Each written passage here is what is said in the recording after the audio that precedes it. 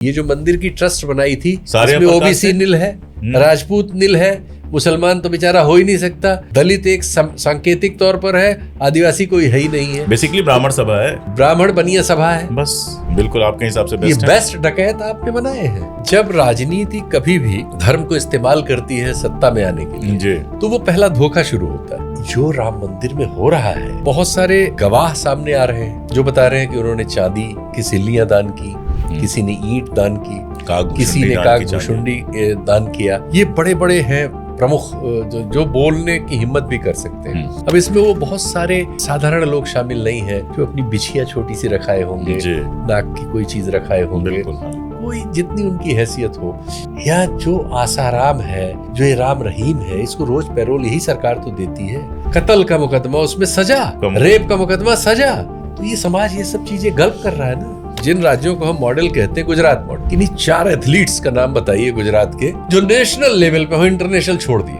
औसत स्वास्थ्य नहीं है किसी लायक, 60% औरतें अनेमिक है, 40% बच्चे कुपोषण के शिकार है, कोई हेल्थ नहीं है, खिलाड़ी नहीं पैदा हो रहा भाई। मुझे अब इसमें कोई विश्वास नहीं है कि इलेक्शंस का कोई मतलब रह गया है। अगर अमित शाह जी उत्तर प्रदेश जीतना चाहेंगे तो अखिलेश यादव जीतने से रोक नहीं पाएंगे। अगर उनके मन में कुछ और चल रहा होगा तो बात दूसरी है। उत्तर प्रदेश में हर हफ्ते एक दुर्घटना हो रही है जिसमें किसी बिल्डिंग में आग लग रही, लोग जल के मर रहे हैं। नोएडा में आपके पास ऊंची ऊंची इमारतें हैं, अगर आग लग जाए तो बुझाने के लिए 6 मंजिल से ऊंची आपके पास क्रेन और पानी का कोई इंतजाम ही नहीं है। हमारा जो प्रशासनिक ढांचा है वो एकदम कोलैप्स कर गया है। राज्यों में मुख्यमंत्री दफ्तर में सारी पावर है, केंद्र में प्रधानमंत्री दफ्तर में सारी पावर है, तो नतीजा ये हो रहा है कि कोई प्रशासन बचा नहीं है, सिर्फ भ्रष्टाचार। कि जब तक ममता बनर्जी वहां थी तो यहाँ का प्रेस और बहुत सारा जो विपक्ष के नाम पे था वो राहुल को उनसे रिप्लेस करने की बात करता था। जिस राहुल गांधी को ये भी बताता है कि 200 चुनाव हार चुके, 100 हार चुके, 12 हार चुके, 50 हार चुके, खारिज करने के लिए, लेकिन उनके सामने जिनको ला रहे थे वो एक चुनाव हारते ही हफ्ते भर में खत्म हो गई, हफ्ते भर समाप्त। तो क्या क्षेत्रीय दलों के खत्म होने का वक्त आ गया? क्षेत्रीय दल बचे नहीं। 80 और 90 का दशक था इनके उभार का। वो देखिए अस्मिता बेचने की उनकी मंडी खत्म हो गई, सब अरबपति है। जो अरबपति है वो खरबपतियों से नहीं लड़ सकता। उस समय तक मुझे लगता है कोर्ट पे इन लोगों को भरोसा था, क्योंकि कोर्ट में गए, कोर्ट में सुना ही नहीं तब तक। रफाल में कोर्ट ने क्या किया, बॉन्ड में क्या किया, महाराष्ट्र में क्या किया, राम मंदिर में क्या किया, 370 कश्मीर में 370 में क्या किया। कोर्ट तो लगातार संकेत दे रही थी, और कोर्ट संकेत, अरे भाई 4 वर्किंग जजेस प्रेस कॉन्फ्रेंस करके आपको बता गए कि भाई खत्म है तुम्हारा लोकतंत्र। बैंकों वगैरह से खूब ढेर सारा पैसा ले लीजिए, उसका डूब गए, फिर कहिए हम डूब, यहाँ से पैसा सब बाहर कर दिए, उसके बाद कहिए हम डूब गए, और डूबने पे आपको कुछ नहीं होता। अनिल अंबानी को डूबे हुए पूरा ये सीजन निकल गया 12 साल का।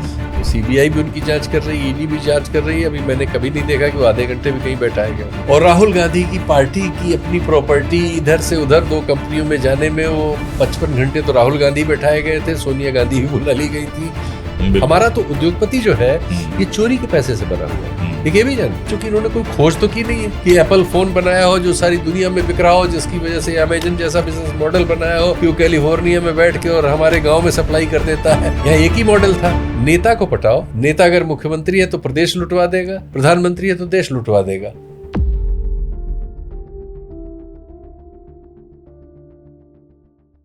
नमस्कार, मैं अशोक कुमार पांडे और स्वागत है आपका हमारी संडे की बातचीत यानी पॉडकास्ट में। और आज हमारे साथ हैं वरिष्ठ पत्रकार शीतल जी। सर नमस्कार, बहुत शुक्रिया सर समय देने के लिए। बहुत धन्यवाद। तबीयत भी आज थोड़ी हल्की लग रही है। सर, अयोध्या से आपका पुराना रिश्ता रहा है और हम लोग तो आपके पाठकों में रहे हैं। उस जमाने में हम लोग पाठक थे और आप लोग पत्रकारिता में बिल्कुल लगे हुए थे, आज जैसा वक्त नहीं था। राम मंदिर का पूरा मूवमेंट आपने देखा है, राम मंदिर के बाद जो बनने की तरीका, बल्कि मैं कहूं कि बाबरी मस्जिद का ध्वंस आपने देखा है। उसके बाद राम मंदिर का मूवमेंट देखा है, अडवाणी जी को हीरो बनते देखा है और उसके बाद उनके सारथी को देश का सारथी बनते हुए देखा है। जिस तरह से ये खबरें आई, एक ट्वीट 2021 का मैंने देखा और वो ट्वीट था आचार्य प्रमोद कृष्णन का, जो तब कांग्रेस में हुआ करते थे और मुझे याद है, आप लोगों को तो और अच्छे से पता होगा कि उनको मुसलमानों का संत लोग कहा करते थे कि वो मुसलमानों के संत हैं, और उनका था कि राम मंदिर को चंदा मैं भी देना चाहता हूँ, लेकिन किसको दूं, सारे चोर हैं। ये उनका ट्वीट था। हाँ, उनको कहा गया था कि ये त्यागी है, ब्राह्मण नहीं है। हाँ, ये सब उनकी तो उनके बारे में सब कास्ट वगैरह निकाल लिया जाता। तो शायद उनको अंदर से पता हो कि इसमें करप्शन तभी से चल रहा है, क्योंकि मुझे याद है कि 1200 करोड़ की बात चलती थी कि देश भर से जो दुनिया से जो चंदा आया राम जन्मभूमि के लिए, वो खा गए लोग। खाए कि नहीं खाए हमें भी नहीं पता, किसी को नहीं पता। लेकिन अब जिस तरह से SIT की रिपोर्ट्स आ रही हैं, जिस तरह से चीज़ें आ रही हैं, FIR की बातें हो रही हैं, ये तो बिल्कुल क्लियर है कि वहाँ पर करप्शन हुआ है। ये तो एकदम लिख के दिया जा सकता है कि चढ़ावा चोरी हुई है। जी, मैं कोई सवाल पहला नहीं पूछता हूँ, सिर्फ ये इशू है जिस पर मैं चाहता हूँ कि आप थोड़ा हम लोगों को। देखिए, तो नृपेंद्र मिश्र जी ने स्वीकार किया है, जो उस मंदिर के लिए जो निर्माण समिति है उसको चेयर कर रहे हैं, उस कमेटी में भी हैं जो इसका संचालन करती है, और प्रधानमंत्री कार्यालय में सबसे वरिष्ठ अधिकारी रहे। बिल्कुल, पोस्ट रिटायरमेंट जॉब था, तो उनका एक्सपीरियंस भी बहुत पुराना है। इसलिए भी कि वो उस समय भी मुख्यमंत्री थे, मुख्यमंत्री के सचिव थे उस जब ये आंदोलन शुरू हुआ था, और वहाँ मुलायम सिंह जी की सरकार थी। बल्कि वो जो मशहूर गोली कांड है, जिसको लेके तरह तरह की बातें हैं, तर्क हैं, उस समय भी वो मुख्यमंत्री जी के सचिव थे। लेकिन मैं इस पे नहीं जाता कि उन्होंने आदेश दिया या किसी ने आदेश दिया, वो एक अलग प्रक्रिया होती है। लेकिन मतलब भिज्ञ है इन चीज़ों से। हम लोग तो फिर भी पत्रकार दूर से देख रहे हैं, वो तो एकदम सब जगह हेल्म ऑफ द अफेयर्स पे थे। तो जब उन्होंने कहा है कि ये तो डकैती हुई है, बाद में उन्होंने संपत राय जी की सुरक्षा की है, चंपत राय जी की। लेकिन पहले उन्होंने ये कहा कि ये तो डकैती हुई है, जिसको फर्स्ट रिएक्शन कहा जाता है। हाँ जी। तो प्राइमा फेसी स्टैब्लिश है। इसके बाद जो तथ्य बहुत सारे आ गए हैं, अब बहुत सारे गवाह सामने आ रहे हैं जो बता रहे हैं कि उन्होंने चांदी की सिल्लियाँ दान की, किसी ने ईंट दान की, किसी ने कागभूषुंडी दान किया। ये बड़े बड़े हैं प्रमुख जो बोलने की हिम्मत भी कर सकते हैं। अब इसमें वो बहुत सारे साधारण लोग शामिल नहीं हैं जो अपनी बिछिया छोटी सी रखाए होंगे, नाक की कोई चीज़ रखाए होंगे। बिल्कुल, हाँ। कोई जितनी उनकी हैसियत हो, वो छोटे छोटे जो दानवीर हैं, क्योंकि वहाँ इतनी 65 करोड़ से ज़्यादा लोग विजिट कर चुके हैं, जो आंकड़ा सरकारी तौर पर आया है। तो इतने लोग अगर 1 रुपए भी देते हैं तो 65 करोड़ होता है, और 100 रुपए भी देते हैं तो 100 रुपए देते हैं तो 6500 हो जाता है। तो अपने हिसाब से तखमीने लगा लीजिए। अब हमारे कहने की ज़रूरत नहीं है। एक दूसरे त्यागी जी जो इस समय डासना में जो मंदिर है उसके प्रमुख हैं, वो बता रहे हैं कि उनका कार्यकाल RSS में और चंपत राय जी का कार्यकाल साथ साथ था। अलग अलग विभाग थे, लेकिन झंडेवालन में और कहीं उन्होंने अपने वीडियो में कहा है कि वहाँ वो कई वर्षों तक साथ रहे। उन्होंने कुछ बातें ऐसी कही जो जैसी बातें वो बहुत कहते रहते हैं, मैं उन पे नहीं जाना चाहता। लेकिन वो ये कह रहे हैं कि उनके आसपास जो लोग होते हैं उन पे बहुत निर्भर होते हैं। तो आसपास लोगों पे निर्भर है वो, और उन लोगों के यहाँ से कुछ खबरें भी आई हैं। ठीक है, ऐसा भी होता है कि छोटे लोगों के लिए कहने की कोशिश भी होती है कि जिससे बड़े बच जाएं। लेकिन जो उससे बड़ी बात जो सामने आई है वो ये कि एक सज्जन जो वहाँ मिस्टर राव हैं, जो कर्नाटक के रहने वाले हैं, उनके सहयोगी हैं या रिश्तेदार हैं, वो प्रति कोई सप्ताह कह रहा है, कोई प्रति पोस्ट मतलब पाक्षिक कह रहा है, कोई मासिक कह रहा है, 15 दिन पे महीने में, कि वो बोरे से ट्रेन में जाते थे, बोरा लेके, और वहाँ से जहाज में आते थे। तो ये सर्विस क्या कर रही थी? और जो इनिशियल जो बयान आए हैं उन लोगों के हैं जो वहाँ कर्मचारी रहे हैं, वो वीडियो बयान है कि साहब लाख लाख रुपए की जो गड्डियाँ बनती थी, तो 10 लाख की गड्डी तो एक बनती थी जो रिकॉर्ड में जाती थी, और कुछ गड्डियाँ बनती थी, उन्होंने 13 बताई हैं कि 13-14 गड्डियाँ बनती थी, तो 10 रिकॉर्ड में जाती थी और 3-4 रोज हट जाती थी। तो इस तरह से महीने में आप कह सकते हैं 1 करोड़ रुपया वहाँ से पार हो रहा था। तो ये है चढ़ावे, ये कैश का मामला है, सिर्फ ये कैश का मामला जो पार किया जा रहा था। अब ये कर्मचारियों वाला हिस्सा है कि पता नहीं, और 10 लाख में कितना हिस्सा कहाँ जा रहा था, कितना दिखाया जा रहा था, कितना नहीं, अब ये तो किसी जांच का निष्कर्ष हो सकता है। लेकिन ये संदेह होने के पूरे कारण है कि कुछ पैसा, बड़ा पैसा तो संस्थागत रूप से कहीं जा रहा था। अब कर्नाटक में ही क्यों जा रहा था, या पता नहीं कहीं और भी जा रहा हो, कहीं और जा रहा हो, ये जांच का विषय फिर है। तो एक तो स्थिति ये है। दूसरे, अब चूंकि ये कई बयान आ गए हैं कि जितना सोना चांदी आया वो कहीं रिकॉर्ड पर नहीं है, और इन लोगों ने कहा है कि रसीद तक नहीं दी गई, मांगते रहे और रसीद नहीं दी गई। हाँ, मेल्स हैं, चिट्ठियां हैं, फोन कॉल्स हैं, और रसीद नहीं दी गई। और 2 मामलों में सीधे चंपत राय जी का ही नाम है। उनके हाथ फोटो में दिया उनके गया। हाथ में फोटो काकभूषुंडी वाला तो फोटो भी है, और उनका महिला का बयान भी है। तो ये जो चीज़ें हैं ये बहुत गंभीर स्थिति का वो कर रही है। लेकिन मुझे इसलिए नहीं कोई शक होता, शायद आपको भी नहीं होगा, कि जब राजनीति कभी भी धर्म को इस्तेमाल करती है सत्ता में आने के लिए, तो वो पहला धोखा शुरू होता है। बिल्कुल। धर्म के साथ जो चीज़ें जोड़ी गई हैं, जिनके आधार पर उससे आदमी जुड़ता है, उसमें पवित्रता है, शुचिता है, भरोसा है, डर है, श्रद्धा है, ये सब चीज़ें मिलजुल के एक आदमी को धर्मभीरू बनाती है। मैं बचपन की कहानी हमेशा अपने सुनाता हूँ कि हमारे यहाँ एक छोटा सा मंदिर था, हर घर में हुआ करता था। तो वहाँ 2 रुपए 4 रुपए मम्मी चढ़ाती थी, और उस पैसे का उपयोग जो है वो मंदिर के लिए ही, दिया बाती खरीदने के लिए होता था। तो कोई दोपहर गर्मियों की रही होगी और गोलगप्पे वाला आया होगा, तो हमने उसमें से 2 रुपए का सिक्का निकाल लिया और गोलगप्पे खा लिए। तो उस बार जो मार पड़ी वो स्पेशल इसलिए थी, कहा गया तुमने भगवान का पैसा कैसे चुरा लिया। तुमको 2 रुपए लेना ही था, कहीं और से उठा लिया होता, भगवान का पैसा कैसे चुरा लिया। तो ये जो श्रद्धा की आप बात करते थे, वो ये वाली श्रद्धा थी घरों के अंदर। हाँ, और इस तरह की शरारत जो आपने बताई, ये शरारत लगभग बचपन में 40% बच्चे कर लेते हैं। ये बड़ा संख्या है इसकी। तो हम सब लोगों ने किसी न किसी रूप में इसको किसी न किसी स्तर पर स्वयं या घटते हुए किसी न किसी के मामले में देखा होगा। लेकिन बच्चे तो चूंकि वो उस समय तक धर्मभीरू नहीं बने रहते हैं, 4-5 साल की उम्र, वो तो मनुष्य हो रहे होते हैं। तो उनसे वो त्रुटि होना स्वाभाविक है। उतनी फिलॉसफी से लैस नहीं है वो, उसकी आध्यात्मिक जो फिलॉसफी है। तो वो तो स्वाभाविक 2 चीजें देख रहे हैं कि एक उनको मैं इसको आइसक्रीम के संदर्भ में देखता हूँ। हमारे यहाँ भी ठीक ठाक सा मंदिर है, माँ बहुत ही धार्मिक थी, और मेरे परिवार में मेरे अलावा सभी लोग धार्मिक हैं।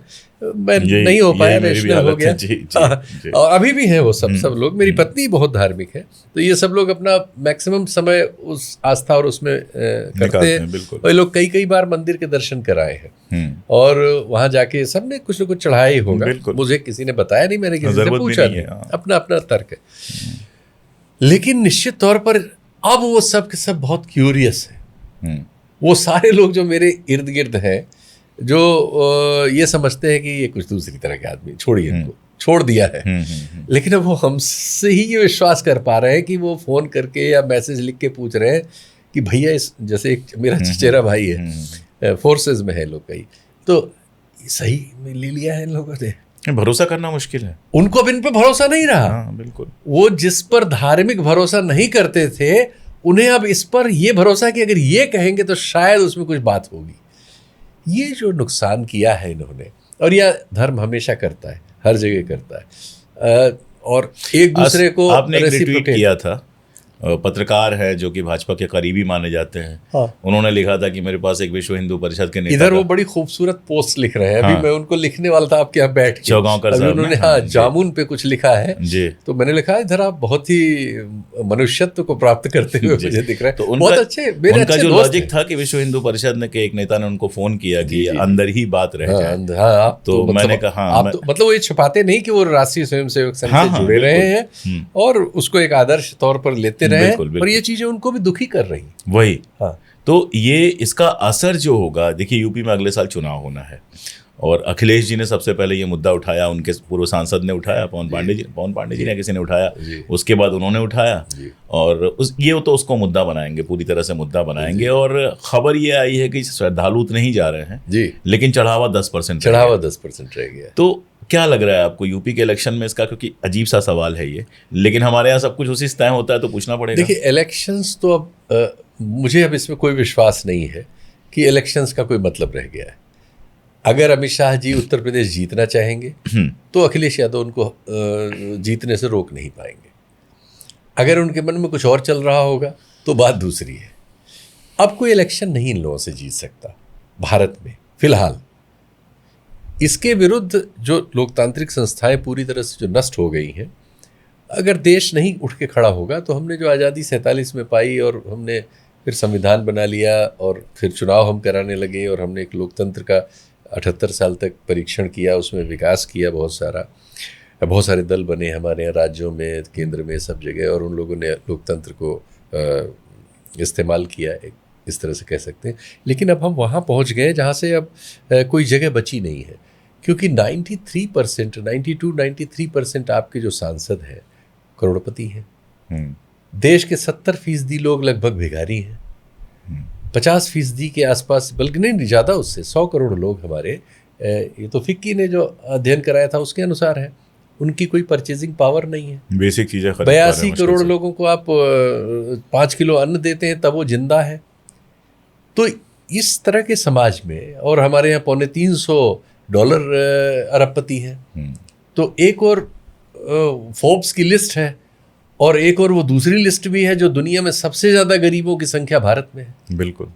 और जो दिखाई हाल देती है, वो डेटा का मामला नहीं है, दिखाई देती है भाई। जिन राज्यों को हम मॉडल कहते हैं, गुजरात मॉडल, मैं अभी एक और कार्यक्रम में किसी ने मुझसे ऐसे पूछा था कि आपको गुजरात का वो विकास का, मैंने कहा मुझे सिर्फ एक चीज़ बताइए, बाकी छोड़िए, मैं आंकड़ों पे आऊँगा, आपको परेशानी होगी। कि नहीं, 4 एथलीट्स का नाम बताइए गुजरात के जो नेशनल लेवल पे हो, इंटरनेशनल छोड़ दीजिए। औसत स्वास्थ्य नहीं है किसी लायक, 60% औरतें अनेमिक हैं, 40% बच्चे कुपोषण के शिकार हैं, कोई हेल्थ नहीं है, एक खिलाड़ी नहीं पैदा हो रहा भाई।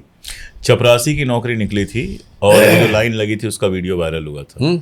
हमारे एक मित्र हैं और बड़े भाई हैं, doctor Hemant Shah, professor Hemant Shah, economist हैं और वहाँ पे यूनिवर्सिटी में प्रोफेसर रहे हैं।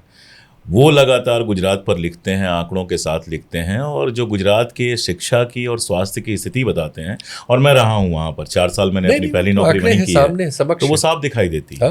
मुंबई को आप देख लीजिए, दिल्ली भी तो है ही, दिल्ली, हम तो राजधानी में रह रहे हैं। आप जरा सा चमकते सड़कों से बाहर निकलिए तो 10-10, 12-12 हज़ार में जो काम कर रहे हैं उनकी क्या स्थिति है। पश्चिमी उत्तर प्रदेश, हरियाणा और पंजाब और केरल, ये निकाल दें हम इस देश के, इनको छोड़ के पूरे देश में एथलेटिक्स नहीं है। बिल्कुल। औसत लोगों की, ये पहला हमारा देश है एशिया में जिसमें हाइट घट रही है, बहुत थोड़ी सी, और चाइना की बढ़ रही है, बहुत बढ़ गई है जी। चाइना में तो अब वो जो सबसे ऊंचे लोगों का खेल होता है, ये वाला जो क्या कहलाता है, वो जो बास्केटबॉल, उसकी टीमें अमेरिका के मुकाबले की निकल रही हैं, और शायद सबसे लंबा खिलाड़ी इस समय वहीं चाइना में है। अच्छा। तो जिनको हम बौना समझते थे, यस, हम उन्हें बौना देखते थे, उनके सब प्रतीक बौने थे। बिल्कुल। अब उनकी नई पीढ़ी में एकदम से गुणात्मक परिवर्तन आ गया है, चूंकि खान पान का स्तर बेहतर है, जीवन बेहतर है, और बाकी सब चीज़ें हैं जिससे चीज़ें इन आंकड़ों में अच्छा। हमारे यहाँ जो है उसमें भी जहर भरा हुआ है, दुनिया नहीं ले रही। हम तो अकेले साउथ एशिया अकेला है जो खाने में मिलावट करता है। बिल्कुल। अफ्रीका वगैरह हम लोगों को जाने का मौका मिला, हमसे गरीबी है ज़्यादा, कठिनाई है, लेकिन खान पान में तो मिलावट वहाँ होती नहीं। दवा में मिलावट हम करते हैं, ये अकेला देश है जो दवाओं में, अब तो यहाँ से कहते हैं कि भागीरथ पैलेस से शुरू होता है और पूर्वी उत्तर प्रदेश क्रॉस करते हुए आसाम तक 80% नकली दवाएं बिकती हैं, उनकी जो पॉपुलर दवाएं हैं। यानी ये तो मैं समझ सकता हूँ, थोड़ा सा दवा उद्योग का मुझे पता है, एनाल्जेसिक्स और ये सब जो बहुत पॉपुलर हैं, इनमें तो रेवड़ी की तरह रेट लगते हैं भागीरथ पैलेस में। तो जब रेवड़ी की तरह रेट किसी दवा के लगेंगे तो फिर उसमें गुणवत्ता नहीं रह जाएगी। हाँ? और हमारा जो प्रणाली है जो इन चीज़ों की जांच करने के लिए बनी हुई है, शासकीय प्रणाली, वो हर जगह फेल हो रही है। आप देख रहे हैं उत्तर प्रदेश में हर हफ्ते एक दुर्घटना हो रही है जिसमें किसी बिल्डिंग में आग लग रही है, लोग जल के मर रहे हैं। नोएडा में आपके पास सब ऊंची ऊंची इमारतें हैं, और जो उसको अगर आग लग जाए तो बुझाने के लिए 6 मंजिल से ऊंची आपके पास क्रेन और पानी का कोई इंतजाम ही नहीं है।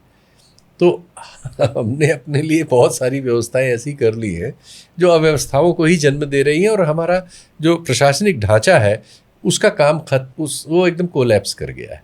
वो सिर्फ चूँकि पावर को केंद्रीकृत कर लिया गया है, राज्यों में मुख्यमंत्री दफ्तर में सारी पावर है, केंद्र में प्रधानमंत्री दफ्तर में सारी पावर है, बाकी सब लोग सिर्फ आलोचना सुनने के लिए हैं या मजाक बनाने के लिए। तो नतीजा ये हो रहा है कि कोई प्रशासन बचा नहीं है, सिर्फ भ्रष्टाचार, सिर्फ भ्रष्टाचार।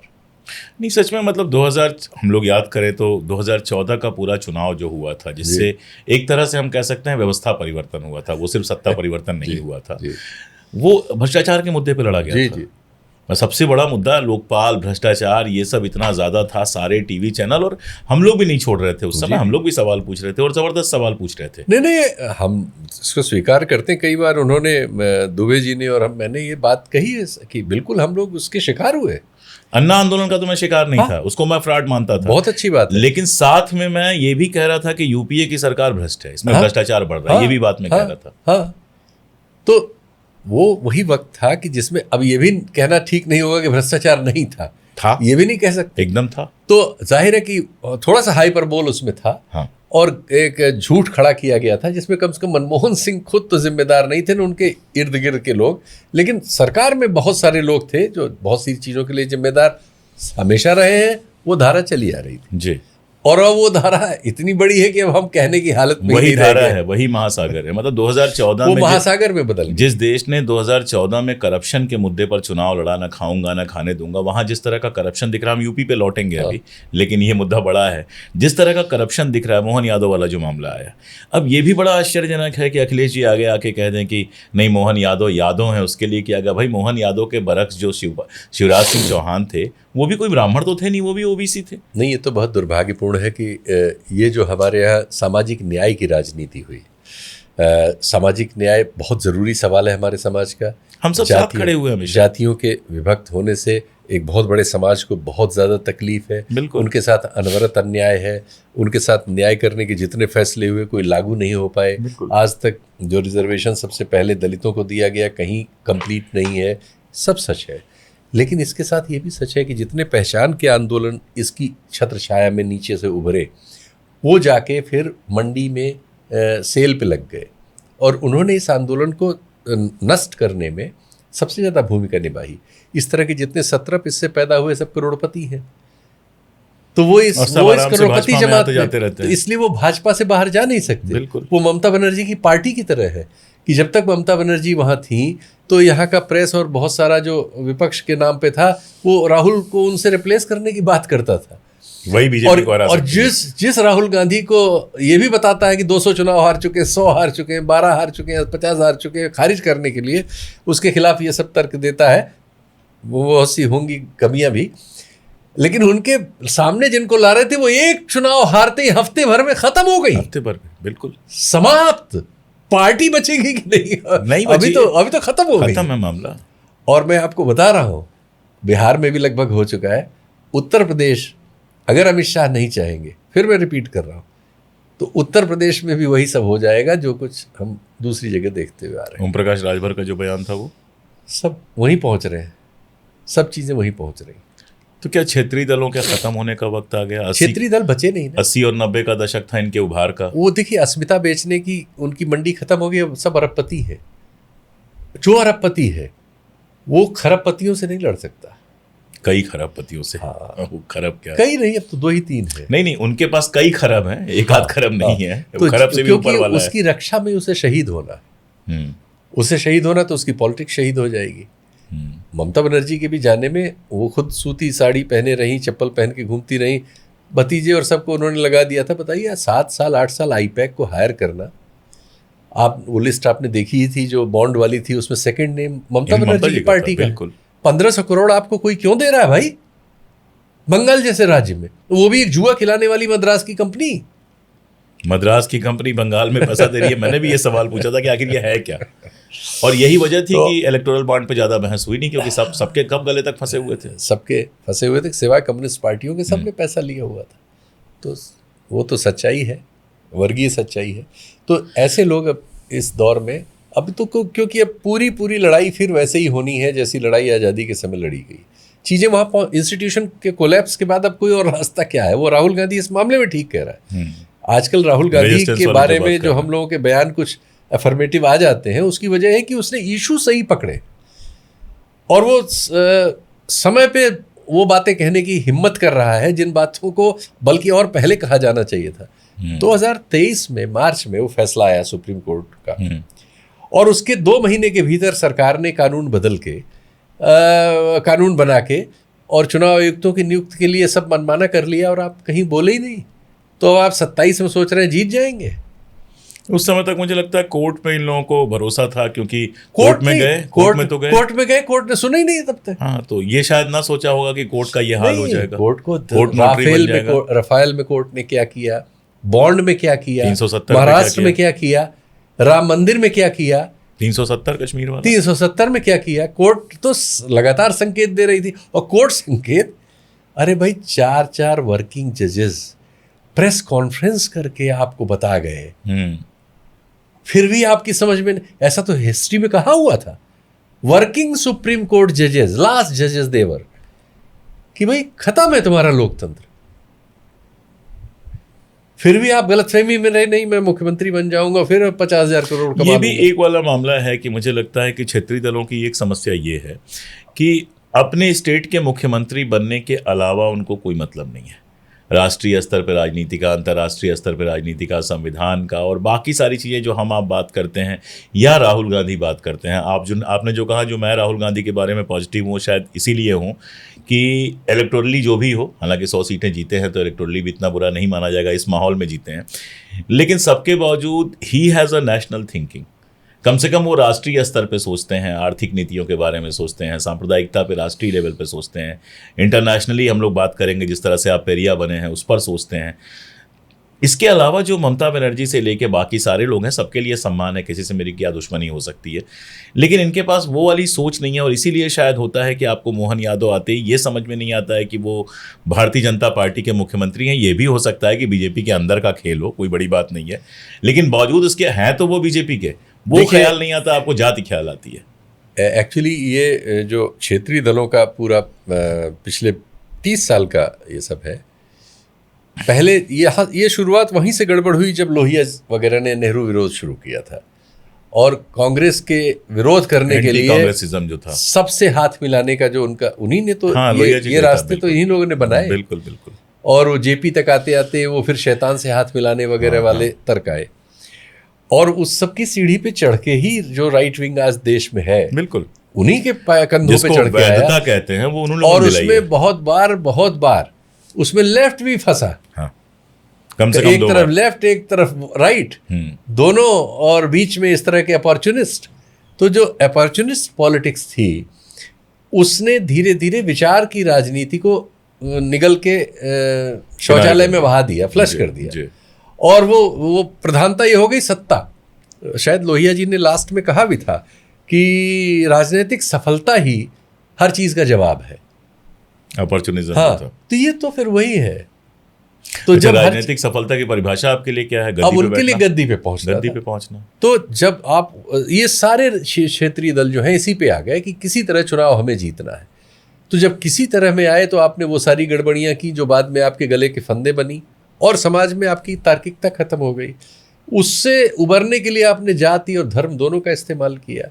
कहीं आपने मुस्लिम अपीजमेंट किया, कहीं आपने जाति अपीजमेंट किया, कहीं आपने अपने को विक्टिम हुड प्ले करने की कोशिश की। बिल्कुल। आखिर में आपने वही किया, आप भी चोरों में शामिल हो गए, आपने खूब पैसे बनाए, सबने बनाए, और आपने पैसे बनवाए। नतीजा यह है कि अब आपकी गर्दन इतनी कमज़ोर है कि वो तो एक फाइल में सब लिखा रहता है। अमित शाह जी से मिलने जब कोई जाता है, और वो उसी मेज पे वो फाइल भी रखी रहती है कि उसके पन्ने जरा सा देख लीजिए।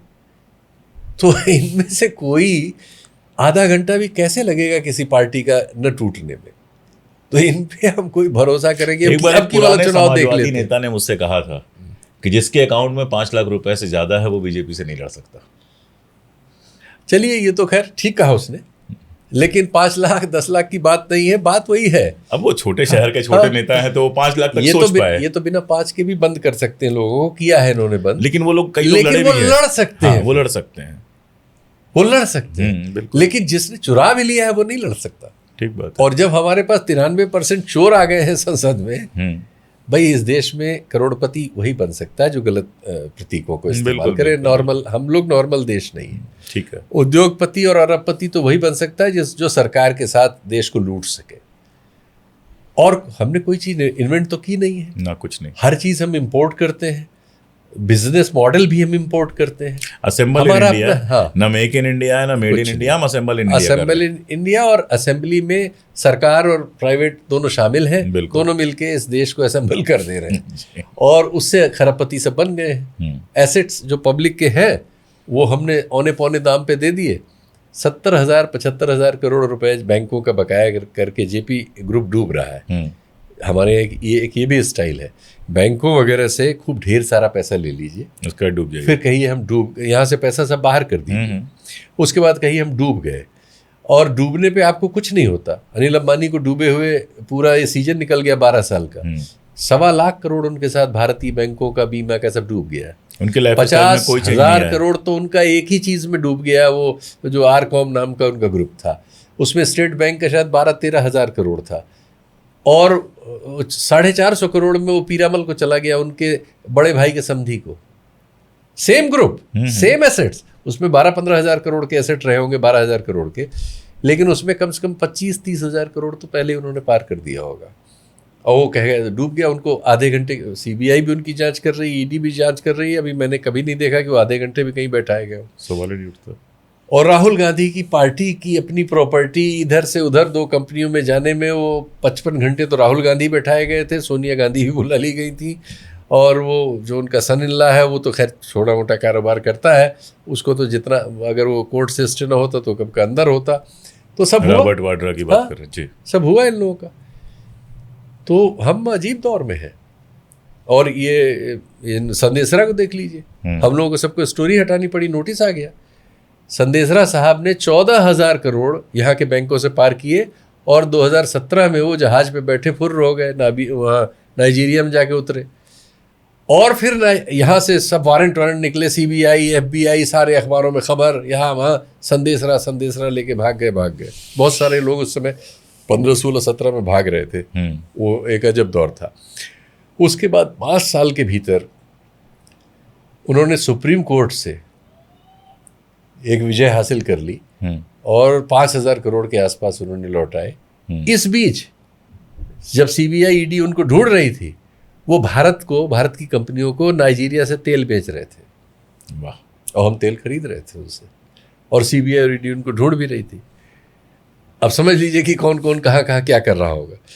इसके बाद 22 में उनको सुप्रीम कोर्ट ने बाइज्जत बरी कर दिया, 5,000 करोड़ उनसे ले लिया, और उनके खिलाफ जितने मुकदमे थे सब वहीं विड्रॉ हो गए उसी एक ऑर्डर में। उसके बाद वो एक छोटी कोर्ट गए, 2-3 साल चुप रहे, खबर ओबर ज़्यादा ने, और उस छोटी कोर्ट में उन्होंने एक एप्लीकेशन दी कि साहब हमारे खिलाफ, हम तो देखिए सुप्रीम कोर्ट सर्टिफाइड ईमानदार है, हमारे खिलाफ जो है ये शीतल पीसिंग टाइप उल्लू के दुम जो है, इधर उधर बकवास इन्होंने लिख रखी है, सब हटाइए यूट्यूब और इससे सबसे। एक वो ब्लैंकेट ऑर्डर ले आए, सबको नोटिस हम लोगों को आ गया कि 500-500 करोड़ का मुकदमा है, आइए लड़िए। सबको विड्रॉ करना पड़ा, सारे वीडियो हट गए। तो अब आप इनको कुछ कह भी नहीं सकते। आप क्या करेंगे, मतलब क्योंकि जरा सी वो 500 करोड़ का नोटिस देता है, वो भी जो जिसकी सारी कंपनियां दिवाली है, अनिल अंबानी, वो उसके खिलाफ खबर आने पर वो भी 500 करोड़ का नोटिस भेजता है। ब्रिटेन में दिवालिया है, वहाँ चाइनीज कंपनियों का पैसा मार के भाग गया, भारत में है ही है, लेकिन वो नोटिस उसका इतना बड़ा आता है। ये भी सिस्टम बड़ा गजब है कि मतलब हम लोग को याद है कि प्रधानमंत्री हुआ करते थे राजीव गांधी, और यहीं दिल्ली में बैठ के गोयनका साहब का अखबार रोज 10 सवाल पूछता था, रोज नए आरोप बोफोर्स में लगते थे, और ऐसा हम लोग को सबको लगता था कि मतलब सारा देश बेच के बोफोर्स खरीदा गया है, और राहुल गांधी तो मतलब पता नहीं कितना, राजीव गांधी जो है, हाँ, उनसे बड़ा बेईमान तो कोई हो ही नहीं सकता है। व्हाट्सएप जब शुरू हुआ तो उस पर हमें रोज पढ़ाया गया कि सोनिया गांधी देश की दुनिया के सबसे रईस चौथी सबसे रईस महिला है जी। ये लगभग इस्टेब्लिश था, हर किसी भी संगी से मिलिए, किसी से भी, अरे आप क्या जानते इन लोगों के पास इतना पैसा, हर आदमी ही शुरू होता। 12 साल से केंद्र में अभी सरकार है, 6 साल अटल जी की सरकार रही, और 3-4 साल खड़बड़ सरकारें रहीं।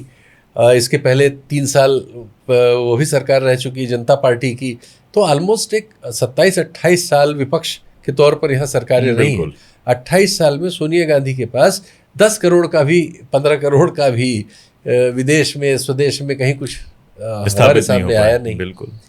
ये दौर तो भाई ईडी से आप जांच कर ही रहे, तो आना चाहिए था। और सुब्रमण्य स्वामी जैसे खोजी लोग पीछे हैं ही हैं, 1 भी रुपया नहीं आया। बल्कि ये आया कि जब राहुल गांधी का एक आदेश करा के बंगला खाली करा लिया गया, तो पता लगा कि उनके लिए वो जो शीला दीक्षित के पुत्र हैं संदीप अपना ऊपर वाला फ्लोर साफ करा रहे थे कि वहां रहेंगे राहुल गांधी, जबकि वो मतलब यानी दिल्ली शहर में गांधी परिवार के पास एक अपने नाम का बंगला नहीं था। और ये भी मजेदार है, हाँ, क्योंकि उनके पास फार्म हाउस है, एक पुराना नेहरू के जमाने में चला रहा आपने है। छेड़ी दिया है। हाँ? तो संदीप दीक्षित के घर में गया हूँ, मित्र हैं, तो वो भी कोई बंगला नहीं है। शीला जी जैसा, हाँ 15 साल जिस शहर की मुख्यमंत्री रही हो, वहाँ फ्लैट है, सिंपल सा, वो एक फ्लोर है। हाँ हाँ, मैं वही बात, तब पहली बार मुझे भी नहीं पता था, मुझे ये था कि एक आध कोठी तो होगी। हाँ, यार इतने लगता ही है, बिल्कुल। इतनी बार इतने लोग प्रधानमंत्री रहे हैं, ऐसे तो छिड़कने से चीजें बन जाती हैं, नॉर्मल नेचुरल ढंग से बन जाती है, कुछ नहीं करना था। लेकिन नहीं था। तब आश्चर्य होना शुरू हुआ। फिर 12 साल हो गए, अब तो देख रहे हैं कि कहाँ स्विस बैंक में सबके खाते मिल रहे हैं इनके छोड़ के।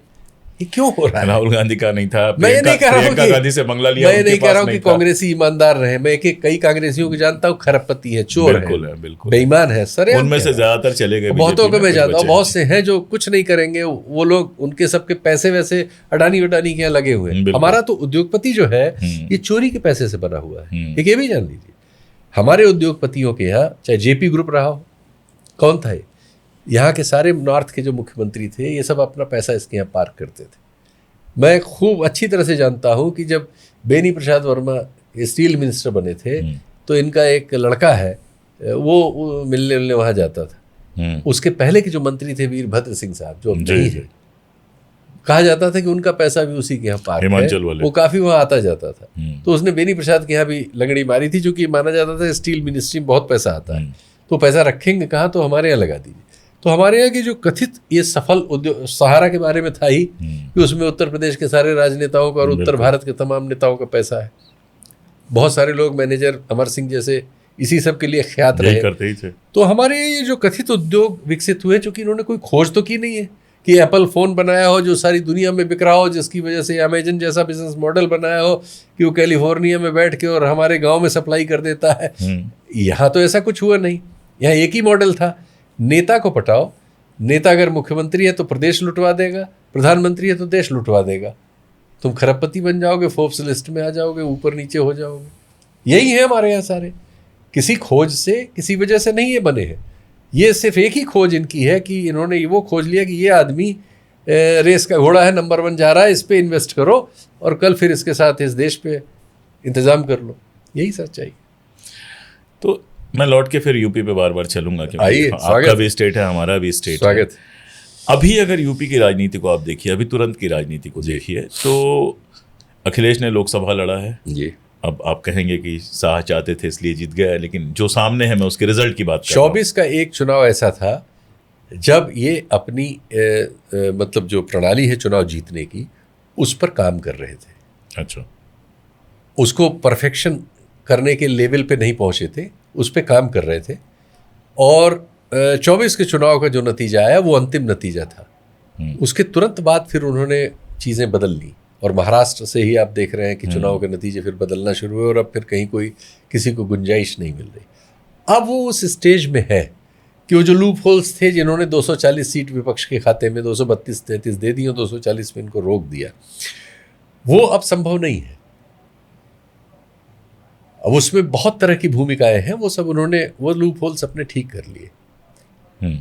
इसलिए अब मैं ये कह रहा हूं, और वो जो चुनाव हुआ था, उस चुनाव तक गुंजाइश थी एक बार लोकतंत्र को वापस सांस आने की। ऐसा नहीं कि उसमें गड़बड़ियां नहीं हुई होती तो 240 भी ना आता, बहुत नीचे जाता। लेकिन फिर भी जो अब परफेक्शन है चीज़ों का, वोटर लिस्ट से लेके और सारी चीज़ों का, और यूपी का जो चुनाव होगा उसमें प्रशासनिक हिंसा बड़े पैमाने पे होगी।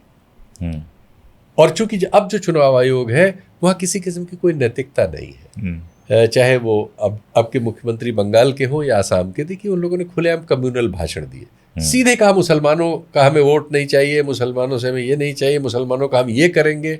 उन्होंने कहा कि हम मुसलमानों को तुम 4 रुपये मजदूरी दो 5 रुपये की जगह, वो जो वहाँ के हैं महोदय, और खुलेआम मियाँ मियाँ वगैरह करके, जितनी ओपनली, कोई जब प्रोसिक्यूशन ही नहीं है इस पर।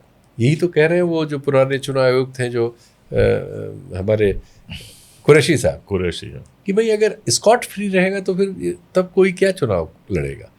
अगर आपकी लिस्ट पे, आप वोटर लिस्ट पे कुछ कर नहीं सकते, कोर्ट आपको चुनाव के दौरान कोई रेमेडी नहीं देगा। एक अलग तर्क है कि चुनाव के दौरान डाका पड़ जाए, वो कहेगा चुनाव की प्रक्रिया खत्म हो जाने दीजिए, फिर आप कोर्ट आइए, फिर कोर्ट से कहेगा आप नीचे वाली कोर्ट से आइए चढ़ के, तो ये जो ड्रामा हो गया है पूरा तकनीकी ड्रामा, मीनाक्षी नटराजन का केस बताइए, जिस बात पे उस बेचारी को खारिज कर दिया वो केस खत्म हो गया अगले ही दिन मतलब 2-4 दिन अगले ही दिन खत्म हुआ था, जिस दिन रिजल्ट आया था उसके अगले दिन खत्म हुआ था। अच्छा, तो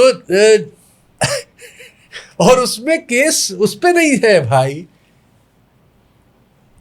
तो अब ये ऐसी स्थिति में आप क्या कर लेंगे? सुप्रीम कोर्ट तक से आपको रेमेडी नहीं मिलेगी। ऐसे ही है कि कोई केस कर दे कि सत्य हिंदी ने जो है वो ये गलती की है और उसमें आशुतोष का नाम आ जाए, मुकेश का नाम आ जाए, आपका नाम आ जाए, तो उसको केस मान लिया जाए, और सजा हो जाए, या प्रतिबंधित हो जाए, या उसको गुनाह मान लिया जाए। तो चंडीगढ़ मॉडल जो था वो अब मतलब बहुत साफ तरीके से हर जगह दिखाई दे रहा है। चंडीगढ़ मॉडल तो वो मजाक लोगों ने बनाया, लेकिन हमें नहीं पता था कि ये मॉडल एक दिन जो है हर तरह के चुनाव में दिखेगा, ये केवल चंडीगढ़ तक नहीं। देखिए इसका असर हमें कई दूसरी तरफ दिख रहा है। आप उत्तर प्रदेश लाएंगे मुझे, मैं लेकिन उसका नेशनल रेफरेंस को छोड़ूंगा नहीं।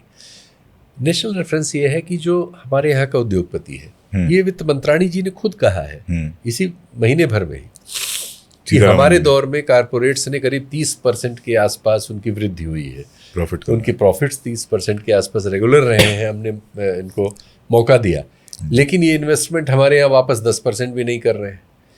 यही लोग हैं जो वर्तमान जो अमेरिका का राजदूत है यहाँ, जो काफ़ी करीब माने जाते हैं ट्रम्प के, उनके साथ जाके इंडियन कॉरपोरेट्स वहाँ बैठ के वाशिंगटन डीसी में और न्यूयॉर्क में अनाउंस करके आया कि हम साहब $20 बिलियन यहाँ इन्वेस्ट करेंगे अमेरिका में जी। अंबानी ये उसी समय हुआ जिस समय मोदी जी कह रहे थे डॉलर बचाओ।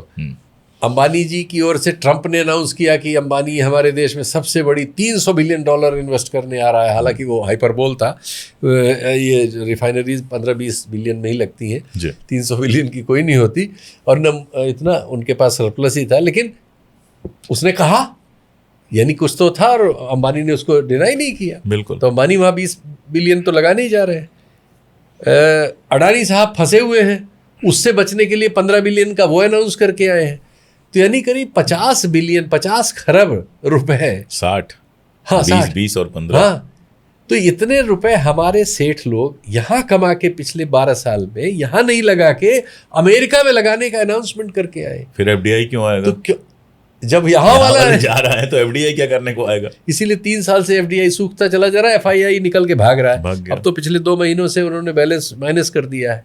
तो हम कितने देर तक आरबीआई से रुपया डाल के इसको 95, 94, 96, 97 पे रोक पाएंगे? रियल तो ये 100 क्रॉस कर चुका है। और रियल तो आप एयरपोर्ट पे अगर खरीदिए, अभी एयरपोर्ट पे 103 रुपए का है। हाँ, बहुत बढ़िया। और आप ये सोचिए कि यही वजह है सबसे बड़ी कि पहले रुपए को डिवैल्यू किया जाता था। जब हम लोग पढ़ रहे थे इकोनॉमिक्स और यंग थे, तो डिवैल्यूएशन को एक रेमेडी माना जाता था कि आपके एक्सपोर्ट बढ़ाना होता था, एक्सपोर्ट जिससे ज्यादा। लेकिन अब वो भी नहीं है, क्योंकि आप इंपोर्ट कर रहे हो, सब आप असेंबल कर रहे हो। इंपोर्ट एक्सपोर्ट का 3 गुना हो गया ना। हाँ? गैप इतना बड़ा है। अब चीन से आप लगभग 140 बिलियन का माल खरीद रहे हो और 10 बिलियन 12 बिलियन का बेच पाते हो, तो 130 128 बिलियन इस समय भारत। एक ये भी जरूरी है भाई, देश में जाना चाहिए, भारत इस समय मजदूरों की कमाई रेमिटेंस पे चल रहा है डॉलर टर्म में।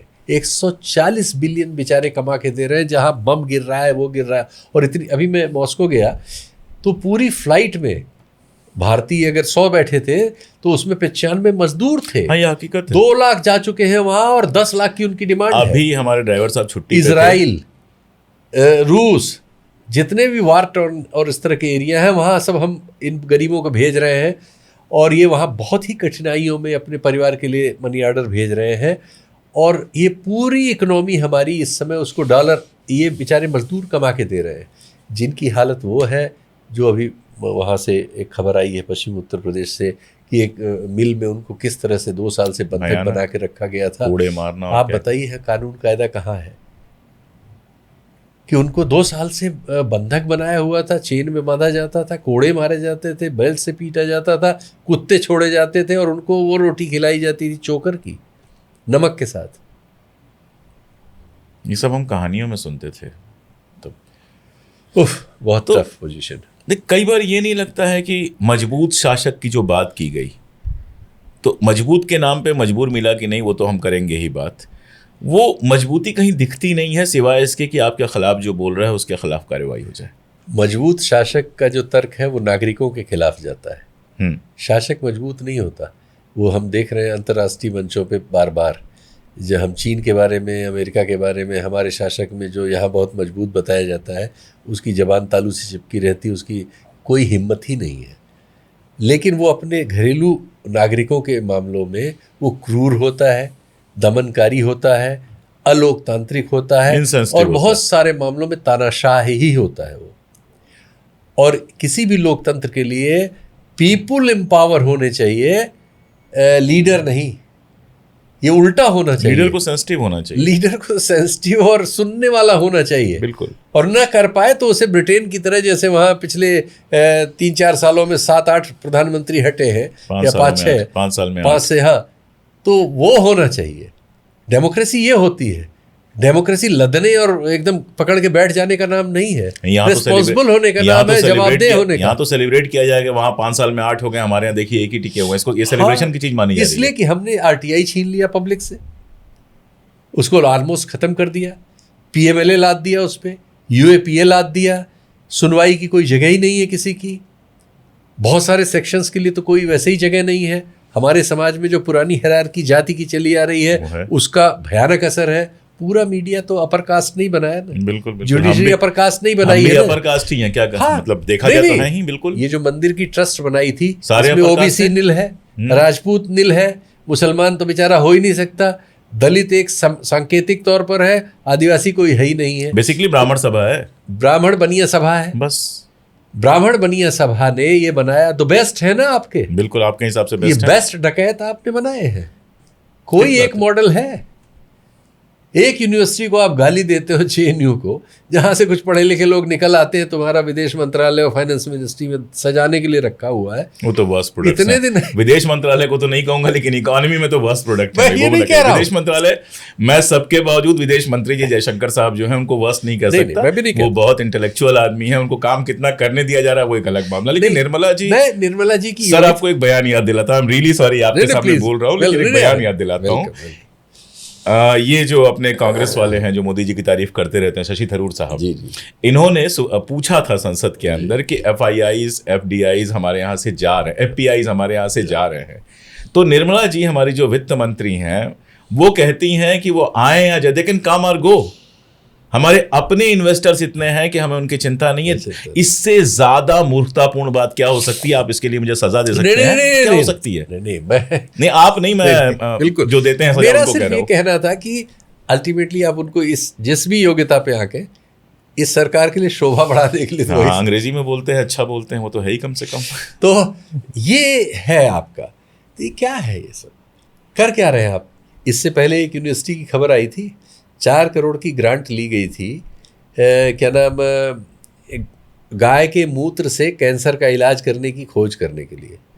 और क्या हुआ था उसमें? 1 करोड़ 70 लाख इधर उधर घूमने पे खर्च किया कथित वैज्ञानिकों ने, और 1 करोड़ 80-85 लाख का गोबर और मूत्र का बिल बनाया था खरीदने का। और क्या रिसर्च करना, और फिर पैसे खत्म हो गए। सरकार सीरियस नहीं है तो वैज्ञानिक कहाँ सीरियस होगा? नहीं, सब ऐसे ही सीरियस। IIT से आप रिसर्च करवाएंगे गोमूत्र और गोबर पे, और सबको गोमूत्र गोबर पे लगा, ढंग का रिसर्च कीजिए तो चवन्नी का फंड नहीं मिलेगा, तो कोई क्या करेगा? नतीजा ये हुआ कि अब आपका जो इकोनॉमिक सलाहकार है वो कह रहा है कि भाई AI दौड़ में हम पिछड़ गए हैं, अब प्लम्बिंग वगैरह सीख लो जिससे तुम्हें इजराइल में और रूस में और गल्फ में काम दिलवाएं। बिल्कुल, ऊंट चराओ वहां जाके तुम। ये नीति आपकी पहुंच गई है। ये सरकार के सबसे बड़े जो सलाहकार हैं, यही सलाहकार, प्रधानमंत्री के वही सलाहकार है। और ये प्रधानमंत्री, इनके 12 साल हो गए, इनका एक सलाहकार 2 साल 2.5 साल से ज्यादा नहीं टिकता। और आप सोचिए सर कि इजराइल में जब लोग भाग रहे थे, जब यहूदी वहां से निकल के भाग रहे थे, तो आपके चीफ मिनिस्टर सेलिब्रेट कर रहे थे कि इतने लोगों को इजराइल में रोजगार मिला। लोग हमने रोजगार के लिए भेजा। क्या रोजगार कर रहे हो भाई? वहाँ टट्टियां साफ पोछा लगाने और टट्टी साफ करने के लिए आदमी भेज रहे हो, इसको श्रेय बता रहे हो।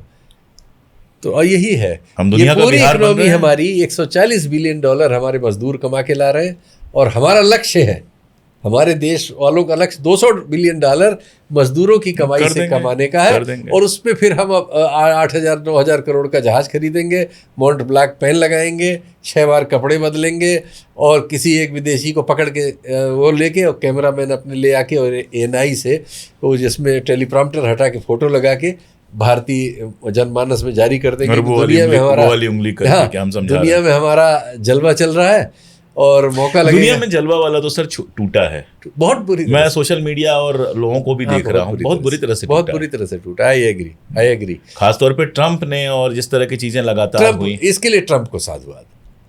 ट्रंप ने बहुत सारे काम बहुत बुरे किए हैं दुनिया के लिहाज से, और पता नहीं किसके किसके लिहाज से। एक काम उसने बहुत अच्छा किया है कि उसने इस तरह के जितने नक्कालों से सावधान वाले मामले थे, वो सबको जो जैसा था वैसा उसने ट्रीटमेंट दिया। उसमें उसने कोताही नहीं करता। वो जो ताकतवर थे उन्होंने पीटा है, पकड़ के, मेलोनी ने पकड़ के पीटा, ईरान तो रोज पीट रहा है, जिसमें है स्पेन वाला देखिए क्या खड़ा हुआ है, बिल्कुल, और कोलंबिया वाला शायद चुनाव हार गया कल, लेकिन क्या दम था उसमें। उसको भी उसी तरह से उठा के ले जा सकते थे जैसे वेनेजुएला के राष्ट्रपति को लेके। पूरे लैटिन अमेरिका में किसी को उठा सकते हैं, वो कहाँ से इनके, लेकिन वहाँ आधे से ज्यादा देश, लेकिन आधे से ज्यादा वहाँ के राष्ट्रपति और देश जो है सामना करने के लिए खड़े हैं। और नेता ईरान ने किया, आपने कहा था कि चाइना बड़ी कमाल ही कर दिया। ईरान के सामने ईरान ने तो मतलब कई मिलियन डॉलर उसके 1 लीरा की वैल्यू थी, और देखिए जो किया उसने।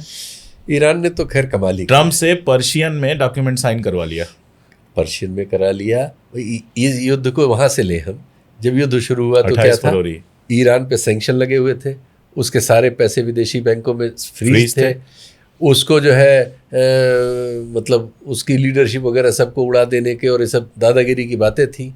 और जो गल्फ में ऑयल वगैरह आ रहा था, ये सब प्रेम से आ रहा था, बिल्कुल उसके नाक के नीचे से, और प्रेम से वो अपना बेच रहा था, सिर्फ चीन को बेच रहा था। अब उसका सब खुल गया, उसको पैसे 300 बिलियन देने के लिए वायदा है, थोड़ा बहुत देना शुरू हो गया, और गल्फ में अब वो किसी को भी सैंक्शन हट गए। अब यूरोपियन यूनियन वगैरह उसके सैंक्शन हटाने जा रहा है सब, और उसके आस पड़ोस के जितने देश हैं वो अब उससे रिश्ता बनाने के लिए आतुर है। कल सर, कल की बात है, जब ये संडे को रिलीज होगा, लेकिन कल की बात ये है जब हम बात कर रहे हैं कि पाकिस्तान में उन्होंने कहा है, जो पजेश्कियन गए थे उनके राष्ट्रपति, उन्होंने कहा है कि जो इलाके के हमारे दोस्त मुल्क हैं, और उसमें नाम किसका ले रहे हैं, सऊदी अरबिया का, पाकिस्तान का, टर्की का, इजिप्ट का, इन कंट्रीज का नाम ले रहे हैं जो बेसिकली इनके दुश्मन मुल्क थे। सब हम सबको, हमको पूरी उम्मीद थी कि टर्की इसमें सीधे हमला कर सकता है, और आज सब दोस्त हैं, सब दोस्त हैं। और आप चाबहार पे बात करने जा रहे हैं, जहां 20,000 करोड़ खर्च करने के बाद आप वापस भाग गए थे वहां से। हम भाग गए थे। और आपको जो तेल वो देता था, 60 दिन का क्रेडिट देता था, यूको बैंक में पैसे रखता था, और $10-12 का रिबेट देता था, किराया नहीं लेता था, और इंश्योरेंस नहीं लेता था, 5 दिन में तेल आ जाता था। उस पैसे से आपका सामान खरीदा जाता था, इंडिया से सामान खरीद के भेजते थे यूको बैंक से, तो आपका पैसा ही बाहर नहीं गया और तेल आ गया। तो आपने तो डर के मारे ट्रंप से विड्रॉ कर लिया था उनके सैंक्शन के आगे। तो ये है आपका गेम। अब आप लौट के जाइए, तेल खरीदिए, वो कहेगा कोई छूट नहीं मिलेगी, इतना इंश्योरेंस दो, सवाल खत्म। तो उसका सारा तेल तो चीन खरीदेगा, मदद उसकी चीन ने की है। बिल्कुल, वो जो इजराइल वगैरह पे, पाकिस्तान खरीदेगा, इजराइल वगैरह पे जो सही निशानों पे उसके बम गिरे हैं, बिल्कुल, वो तो जाहिर है बाइडू ने मदद की है, उसको दिखाया है। और अगले साल 27 में बाइडू आ रहा है, तो उसके बाद तो ये जो आपका स्टारलिंक है इसका वाला, इसकी पिटाई होनी है, मस्क वाला जो। हाँ, चूँकि इनके शायद 1800 या 2000 या 2200 सैटेलाइट्स हैं, उनके 28,000 हैं। उनका स्केल तो चाइना का कमाल का 28, वो कह रहे हैं कि हम पिन ढूंढ देंगे आपको नीचे से, बताइए। तो वो आदमी वो सर्विस लेगा और सस्ती देंगे। और दूसरी बात है, जासूसी नहीं, अरे आपके ऊपर हमला नहीं करेंगे, ये तय, चाइना ने आज तक किसी के ऊपर हमला नहीं किया, नहीं करता। तो यहाँ संस्थाएं तो खत्म हो चुकी हैं, ये कोई बहस का मामला है ही नहीं। क्या अभी बहुत से नेता नहीं मानते थे, ममता बनर्जी हारे बिना कहाँ मान रही थी, तब तो राहुल गांधी पे हंस रहे थे सब, कि वो बेचारा शो कर रहा था कि चुनाव आयोग इस तरह से बेईमानी कर रहा है, तो बनर्जी मजाक उड़ा रहा था, तो अरे तुम्हें आता नहीं है, हम बड़े काबिल हैं लड़ने के, जीत के तुम्हें दिखा देंगे। नहीं, हमारे पत्रकार भाई लोग भी कह रहे थे कि भाजपा से लड़ना सिर्फ ममता जी को आता है। ममता जी को आता है, ममता जी को अपनी पार्टी बचाना नहीं आता तो ममता जी को आता है। ये तो किसी ने सोचा नहीं था, मतलब सच में कल्पना में भी नहीं था कि इस तरह से टूटेगी पार्टी। नहीं, टूटने का तो मुझे नहीं था, हारने का मुझे था। हारने का तो था, हमने बोला था विजय त्रिवेदी के इंटरव्यू में 4 महीने पहले, बल्कि वो हंस रहे थे, मैंने कहा था, और मुझे यही अंदेशा था कि ऐसे ऐसे वो जीतेंगे। बाद में जब चुनाव होने लगा तो हमारे दफ्तर में भी जो लोग वहां से रिपोर्ट कर रहे थे वो सब तृणमूल को विजयी बना रहे थे। नहीं, हमने तो कहा था यहाँ से, अपने चैनल पे साफ कहा था कि बहुत मुश्किल होगा। मुश्किल कहना आसान था, श्योर, लेकिन इस तरह से वो तो हारना कैसे हो जाएंगे सर? श्योर मतलब श्योर आप होते हैं जमीन की रिपोर्ट से, अब जमीन की रिपोर्ट कुछ कह रही है और अंदर कुछ हो रहा है। जमीन पे हम लोगों की समस्या ये हो गई है कि मुझे ये पीपुल्स पल्स वाले रिपोर्ट कर रहे थे जो कि फील्ड में थे, उसमें एक बच्चा हमारे यहाँ का भी था और एक अच्छे पत्रकार है। लेकिन अब चूंकि मोदी जी के ज़माने में जो सबसे ख़तरनाक बात ये हुई है कि लोग कट्टरता से साइड उन्होंने ले ली है। तो आपको देखेंगे दूसरे वाले बोलेंगे ही नहीं, तो आप ही वाले आएंगे। एक जो हिस्सा है जो अब मोदी जी को हराना चाहता है, मतलब वो नापसंद करता है उनकी नीतियों से खिलाफ, तो वो फील्ड में उसी तरह की चीज़ें ही कलेक्ट करता है जिससे वो जो उसका विचार है वो स्थापित हो जाए। और उसके साथ आ रही दूसरी सूचनाएं जो उसके विचार को खंडित करती हैं उसको मिनिक्यूल करता है। तो पीपुल्स पल्स के लिए काम करने वाले 2 लोगों में एक मुझे बता रहा है कि साहब एक चेंज मैं देख रहा हूं कि बंगाल इन प्रतीकों का जो उत्तर भारतीय धार्मिक प्रतीक है उतना इस्तेमाल नहीं करता था, लेकिन इस बार मैं देख रहा हूं गांव-गांव में शिव जी की मूर्ति स्थापित है, छोटी ही सही, और वहां कुछ लोग फूल चढ़ा रहे हैं, ये कर रहे हैं, वो कर रहे हैं। तो वहाँ जो चेंजेस इन्होंने किए धीरे धीरे, जैसे ये जो रामनवमी मनाने लगे और उसमें कई जगह दंगे कराने में वो सफल हुए, तो वो धीरे धीरे। रामनवमी का बड़ा मजेदार है, आप भी यूपी से हैं, मैं भी यूपी से हूँ, राम मंदिर यूपी में है। कभी रामनवमी का हमने जुलूस बचपन में देखा ही नहीं, ये बहुत सटल सा त्योहार घरों में मनने वाला होता था। ये तो नवमी का व्रत करते थे, ये सब काम जो आरएसएस करता है और जिसको जो दिखाई नहीं देता, धीरे धीरे उन चीजों को उसने समाज की संस्कृति में पहनवा लिया हमसे, जो हमारी थी नहीं, हमारी या जिनकी नहीं थी उनके यहाँ ये वाला पहनवा दिया, और पूरा बंगाल का एक बड़ा हिस्सा उसने सांप्रदायिक आधार पर ध्रुवीकृत कर लिया। वो जो आप कह रहे हैं ना, ये ना देखने और देखने वाला, ये मैं तो कभी पत्रकार रहा नहीं, मैंने महसूस किया यूपी के पिछले विधानसभा चुनाव में। आउटलुक से एक मेरे पास फोन आया कि अशोक जी आप अगर जा रहे हैं अपने इलाके में तो थोड़ा हमको हमारे लिए एक रिपोर्ट लिख दीजिए। तो मैंने कहा चलो पत्रकारिता कर लेते हैं, बुढ़ापे में क्या बुराई है। तो मैं निकला ईस्टर्न यूपी में, गाँव घर सब गया, और जो मैंने देखा वो मैंने लिखा, और मैंने कहा भाई यहाँ तो मतलब ये बेटी बचाओ बेटी पढ़ाओ, अरे वो क्या नाम है, बेटी हूँ लड़ सकती हूँ, ये तो कहीं है ही नहीं, लड़की हूँ लड़ सकती हूँ, और लगभग क्लीन स्वीप जैसा मामला है। कांग्रेस के नेताओं को भी कुछ मैंने कहा कि जो 2-3 सीटें आपको लग रही हैं वो कहीं कुछ हो नहीं रहा है, वो ऊपर ऊपर है। आप मतलब नहीं मानेंगे, लोगों ने कहा बिक गए। हाँ, सबसे सरल यही होता है, तुरंत आप पे लेबल आता बिक गए, या ऐसे लोगों ने कहा जिनसे 20 साल के रिश्ते थे। हाँ? कि तुमको भी दे दिया क्या योगी जी ने कुछ। अब आप बताइए कि जो मेरी आंख से दिखाई दे रहा है, मैं अपने ननिहाल में जा रहा हूँ और वहां किसी को पता नहीं है, महिलाओं को नहीं पता है कि लड़की लड़ सकती हो, कोई नारा है, और मैं वो बता दूं तो बिक गया। ये तो क्या कोई पत्रकारिता करेगा? बाद में 3% आया, बाद में 3% आया, था ही नहीं वो कहीं, और उसमें ऐसा करप्शन हुआ था कि न पेन पहुंची थी, न कागज पहुंचा था, किसी गांव में साफ दिखाई दे रहा था। खैर, अगले चुनाव को कैसे देख रहे हैं आप सबके बावजूद, और ये सवाल विपक्ष फिर क्यों लड़ रहा है? मुझे नहीं लगता विपक्ष जीत पाएगा। क्यों लड़ रहा है विपक्ष फिर? अब तो उसे अभी गलतफहमियां है, वो अपना कर ले पूरी। मुझे लग रहा है वो उस तरह का चुनाव होगा जैसे उनके आजम खान के क्षेत्र में हुआ था, रामपुर वाला, और अब बाई इलेक्शंस में हो रहा है जैसा, पूरा इलेक्शन लगभग वैसा होगा। जो बाकी जो चुनाव आयुक्त हैं वो अपनी योग्यता के अनुसार जो करना चाहिए वो सब करेंगे।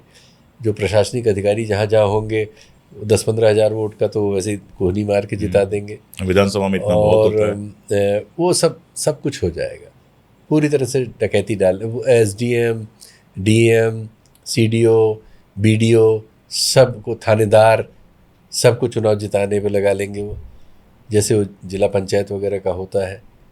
और इनकी शिकायतें होंगी, शिकायतों कोई सुनेगा नहीं, कोर्ट भी नहीं सुनेगी, कहेगी चुनाव हो जाने दो, फिर पिटीशन डालना, फिर आ जाना, चलेगा। क्या फर्क पड़ता है, 26 लाख वोट, 27 लाख लोग वोट अगली बार दे देंगे, इस बार नहीं देंगे तो क्या हो जाएगा। तो ऐसे आदेश आ जाएंगे और आप हार जाएंगे। तो मतलब इसको थोड़ा थियोरेटिकल लेवल पे मैं देख रहा हूँ कि अगर लोकतांत्रिक आकांक्षाएं ऐसे ही दबाई जाती रहेंगी, जनता को तो पता होगा आखिरी चुनाव है, ये तो खुद अखिलेश कह रहे हैं उनका चुनाव है, इसलिए अब ममता से नहीं सीखेंगे, हरियाणा से नहीं सीखेंगे, वहाँ से नहीं, उनका भी हो जाए तब मानेंगे कि हाँ गलत हो रहा है 2023 से। तो इस तरह की सोच है आपकी तो खत्म है तो आपका मामला। जो मैं कह रहा था कि जिस तरह से लोकतांत्रिक आकांक्षाएं दबाई जाएंगी, तो एक क्लास तो है ना जिसको ये दिखाई देगा कि ये आदमी नहीं जीतना चाहिए था, जीता है, तो ठीक है, गरीबी अभी इतनी है, आदमी नहीं बोल रहा है। देखिए धर्म की घुट्टी जो है बहुत खतरनाक होती है। हमने पड़ोस में देखा था, जियाउल हक साहब जो मन में आता था सो करते थे, लेकिन उन्होंने इस्लाम की शुद्धता का आंदोलन चलाया, अहमदियों को मारा, शियाओं को मारा, सूफियों को मारा, और लोगों को, औरतों को मारा, और लोगों ने उसको पसंद किया। तो उनका एक्सीडेंट ना होता तो अभी 10-20 साल और रहते। एक्सीडेंट भी हुआ कि क्या हुआ वो भी एक कहानी है ही है, सब तो है ही है। तो हमारे यहाँ भी जो जहर अब फैल चुका है, एक बहुत बड़ी आबादी, जो राम मंदिर में हो रहा है, या जो आसाराम है, जो ये राम रहीम है, इसको रोज पैरोल यही सरकार तो देती है। क्या मुकदमा है उस पर? उसको अरेस्ट किया गया था तो 15-16 आदमी मरे थे, इतना हंगामा उसने कराया था। कत्ल का मुकदमा, उसमें सजा, रेप का मुकदमा, सजा, 300 लोगों को नपुंसक बनाया था, उसका मामला भी चल रहा है। ऐसे आदमी को रोज पैरोल हर महीने 2 महीने पे मिल जाती है। वो अब जीपों के काफिले से, वो फॉर्च्यूनर के काफिले से निकलता है, यूपी जाता है, हरियाणा जाता है, पंजाब जाता है, और जो जेल में भी उसको कौन सी असुविधा हो सकती है। तो ये समाज ये सब चीज़ें गल्प कर रहा है ना। हर महीने आता है कि फलाने बाबा ने ये कर दिया, फलाने ने ये कर दिया, और सब चरित्रहीनता में ही आते हैं। अब जो उसने कहा है, मैं नहीं कह रहा हूँ, वो जो वहाँ डासना वाले त्यागी जी हैं, जो रोज इनके बारे में, चंपत राय जी के बारे में, वो इसी तरह की बात है। कुछ भविष्य देख रहे हैं? राहुल गांधी रेजिस्टेंस की बात कर रहे हैं। अच्छा, हम लोग जिस पीढ़ी से हैं, रेजिस्टेंस सुनते हैं तो बिल्कुल दूसरी चीज़ समझ में आती है, इसीलिए मैं उस पर कुछ बोला नहीं। मुझे लगता है कि जेलें भरेंगी आने वाले दिनों में, टूटेंगी भी। तोड़ने के लिए लोग खड़े हो भी सकते हैं, क्यों नहीं। इस देश ने आज़ादी की लड़ाई लड़ी है, हर तरह से लड़ी है। आज़ादी की लड़ाई गांधी के तरीके से भी लड़ी है, भगत सिंह का भी तरीका था, सुभाष जी भी थे, लोग लड़ते हैं। बिल्कुल। इस देश के अभी मजदूर यहाँ पीटे गए नोएडा में, लेकिन लड़ने निकले ना, वो 12,000 रुपये पे काम करने को तैयार नहीं थे। लेकिन देखिए 6,000 लोग मारे गए, पीटे गए, और उत्तर प्रदेश में कथित विपक्षी दल है, कोई उनके लिए खड़ा नहीं हुआ, वकील नहीं खड़ा किया, उठा के गिरफ्तार कर लिया गया, यूएपीए लगा, बहुत मारे गए, बहुत सारे यूएपीए लगा, गरीब लोग हैं, बच्चे उनके रो रहे हैं, और वो हो रहा है। 17,000-18,000 लोगों को यूपी में टांग में गोली मार दी गई, 1,000 से ज़्यादा लोगों को जिंदा मार दिया गया एनकाउंटर में। पुष्पेंद्र यादव का केस जो है बुंदेलखंड का, वो कितना भयानक है। उसका भाई सीआरपीएफ में, कोई क्रिमिनल केस नहीं, एक थानेदार से किसी जगह पे ऐसी थोड़ी तू मैं हो गई, ले गए, उसको मार दिया जान से। उसकी गम में उसकी मदर की डेथ हो गई शायद महीने भर में। उसकी बीवी ने वो लड़ाई लड़ी, लड़ते लड़ते वो भी कोर्ट रोड गई, नहीं कुछ हो पाया, वो भी मर गई, पूरा परिवार मर चुका है वही सीआरपीएफ के भाई को छोड़ के। अभी हम दीपक तिवारी पे लड़ रहे हैं। ये सब मुझे इसलिए कोफ्त होती कि ये, हम पुष्पेंद्र यादव था तो हम उस पर बोले ही नहीं, इतना अत्याचार हुआ है, एकदम बेगुनाह को मार दिया, और उसका पूरा परिवार मर गया इस न्याय पाने की आशा में, और वो हमारे लिए बड़ी खबर नहीं बनी। हम ऐसे दौर में हैं, बहुत खराब दौर है। मुझे ऐसा लगता है कि इंटरनेशनल जिस तरह से चीज़ें बदल रही हैं वो अपना असर दिखा सकती हैं। हालांकि ऐसे में तानाशाही और मजबूत भी होती है, इतिहास ये भी बताता है, कई बार कमज़ोर भी होती है। लेकिन वाकई आप देखिए कि ये शुरू हुआ, एक कॉकरोच जनता पार्टी का आंदोलन शुरू हुआ, शुरू होते ही एक अजीब सी चीज़ बन गई है और एक आंदोलन की संभावना को ख़त्म कर दिया इसने। अब यह है कि जंतर मंतर पे 150 लोग हैं, वो अपना रील्स बनवाने के काम आ रहे हैं। ये संभावना नहीं थी, ये उन बच्चों में था जो इंस्टाग्राम वगैरह पे है, और वो फैंसी ड्रेस वाला आंदोलन अपनी जगह है। देखिए जो कठिनाइयाँ आ रही हैं, अब इस फसल में हमारे पास खाद नहीं है, खरीफ में 43% पहले ही पानी नहीं है, और पानी इस बार नहीं है, एल नीनो आ रहा है। किसानी और गरीबी जो है बहुत कठिनाइयों में है, और जब किसान लड़ने पे आया था तो देखिए 1.25 साल 1.5 साल यहाँ वापस भी लेना पड़ा, बैठ गया था, और वापस लेना पड़ेगा, और एक दिन तो दिल्ली में घुस गया था ना वो। बिल्कुल। तो वो आएगा तो फिर वो दावानल की तरह होगा। देश में कठिनाइयाँ बहुत बढ़ रही है और लूट बहुत बढ़ रही है, बहुत ज़्यादा। इन दोनों में होगा हाहाकार। अब किस तरह से वो शेप लेता है, कौन नेतृत्व करता है, कौन क्या करता है, कौन जेल में रहता है, कौन ये सब अभी नहीं हम लोग समझ सकते। एक जनरल पिक्चर ये आ रही है कि असंतोष बढ़ेगा और उसके खिलाफ अपनी अपनी तरह से प्रतिरोध सामने आएगा। तो ये एक ऐसी बात है जो अंतहीन ही हो सकती है, ओपन एंडेड हो सकती है, ये किसी निष्कर्ष पे खत्म नहीं हो सकती है, क्योंकि हम लोगों में से कोई नजूमी नहीं है, कोई भी भविष्यवक्ता नहीं है, ग्रह नक्षत्र देखकर बात नहीं होती है। लेकिन जो ग्रह नक्षत्र देश के दिखाई दे रहे हैं वो आपको बताने की ज़रूरत नहीं है। आप जो हमें देखता है हम मान के चलते हैं हमारे ही जैसे लोग, हमारे ही क्लास के लोग होंगे और उसको बेरोज़गारी से लेके किसानी से लेके बाकी सब समस्याएं दिखाई दे रही होंगी। बस होता इतना है कि कई बार जैसा शीतल जी कह रहे थे कि नफ़रत का पर्दा जो होता है, धर्म के नाम पर जो पर्दा होता है वो आँखों पे इतना भारी होता है कि अपनी ही भूख दिखाई नहीं देती है। बस मैं तो यही कह सकता हूँ कि गांधी के रास्ते पर चलकर अगर हम लोगों को ये दिखा सकें कि वो भूख है तो यही अपने आप में बहुत बड़ी बात होगी। और सर जब तूफान आता है ना तो हमने ये भी देखा सारे सिस्टम धरे रह जाते हैं, हाँ, सारी व्यवस्थाएं सब धरे रह जाते हैं बिल्कुल, और सब कायदे से बात करना शुरू कर देते हैं। बिल्कुल। सर आप आए, आपने समय दिया, बहुत शुक्रिया। पता नहीं मैं आप क्या पूछना चाहते थे, हम कहाँ ले गए, मेरे साथ ही बहुत होता इसी को बातचीत कहा जाता है। इसीलिए मैंने बार बार कहा कि ये पॉडकास्ट नहीं है, मैं पुराने टाइप का आदमी हूँ तो मैं बातचीत करके। चलिए अगर आप संतुष्ट हैं तो मैं भी संतुष्ट हूँ अपनी बात से, लेकिन मैं कई बार फील करता हूँ कि यार तुम क्या बात करने जाते हो, क्या करने लगते हो। नहीं, वो बहुत मजेदार होता है। ठीक, तो आज के लिए इतना ही। बहुत शुक्रिया, बहुत शुक्रिया।